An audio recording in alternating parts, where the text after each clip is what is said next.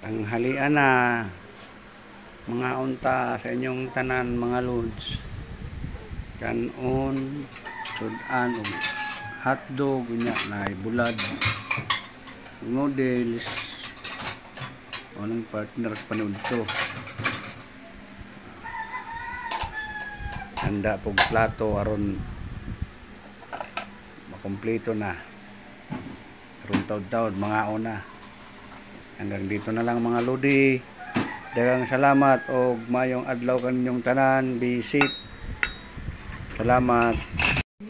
Kain tayo mga lodi. Ayan o. Kain na Lord. Salamat sa food. Atong ta makahatag ning kabaskog o kalimsog sa among lawas. Gabayan mo kami tanan adlaw-adlaw o ginauton ta kadtong mga nangayog tabang diha nimo imo silang gabayan. Kaning tanan namong gipangayo og giampo diha kanimo nga among imong anak nga si Jesus. Amen.